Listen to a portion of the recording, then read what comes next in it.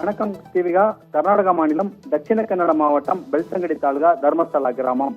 இந்த தர்மஸ்தலா கிராமம் என்பது கர்நாடக மாநிலத்தில் தெரியாதவர் இருக்க முடியாது. அதோடு அந்த அளவு ஃபேமஸான ஒரு முக்கியமான கிராமம் என்பது குறிப்பிடத்தக்கது. இந்த கிராமத்தில் கடந்த 15 வருடங்களுக்கு முன்பு கூலி தொழிலாளர் வேலை பார்த்த ஒரு நபர் கடந்த ஜூலை 3ஆம் தேதி பெல்சங்கடி அருகே உள்ள தர்மஸ்தலா காவல் நிலையத்தில் ஒரு புகாரை அளித்தார். அந்த புகாரில் தான் இங்கு 15 வருடங்களுக்கு முன்பு இங்குள்ள தனியார் கோவிலில் வேலைக்கு இருந்தபோது சுமார் 100க்கும் அதிகமான சடலங்களை புதைத்துள்ளேன். அது எனக்கு மனதுக்கு உறுத்தலாக இருக்கிறது. விசாரணை நடத்த வேண்டும் என்று புகார் கொடுத்தார். அதனை அடுத்து ஜூலை 11ஆம் தேதி வாக்கில் மாநில அரசும் நடவடிக்கை எடுத்து சிறப்பு புலனாய்வு குழு ஒன்று, அதாவது SIT அமைத்தது.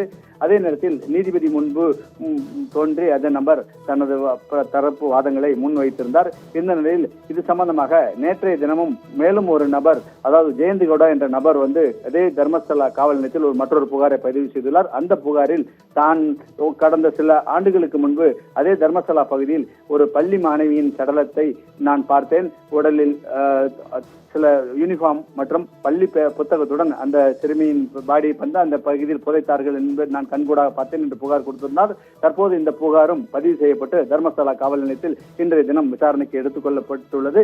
இதே நேரத்தில் புகாருக்குரிய முதல் நபரின் அந்த வாக்குமூலத்தை அடுத்து 13 இடங்கள் கண்டுபிடிக்கப்பட்டன. அந்த 13 இடங்களில் இன்றைய தினம் 7வது நாளாக 11வது குழி இன்று காலை 11 மணி முதல் 2 மணி வரை தோண்டப்பட்டது.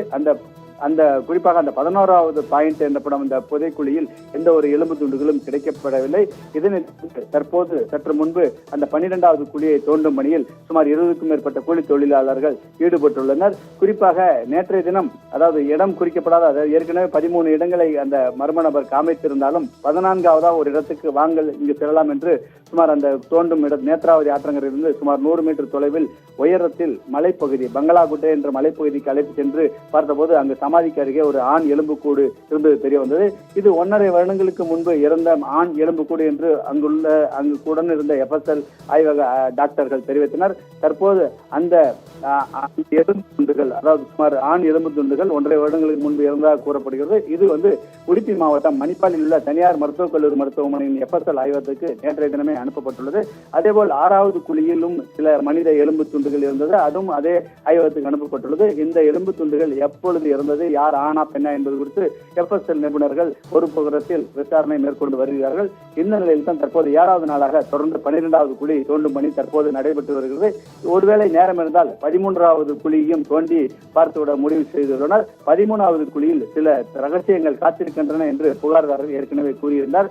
எது எப்படியோ இந்த 12, 13 குழியில் எலும்பு துண்டுகள் இருக்கிறதா என்பது இன்று மாலை தெரிய வரும். இருப்பினும் தற்போது தர்மசாலா பகுதியில் ஒரே பரபரப்பாக தான் காணப்படுகிறது. பொதுமக்கள் அதிக அளவில் இந்த சடலங்களை தோண்டும் பணியை ரோட்டில் இருந்து பார்ப்பதால் போலீசார் சுமார் 50க்கும் மேற்பட்ட போலீசார் தற்போது பாதுகாப்பு பணியில் ஈடுபட்டுள்ளனர்.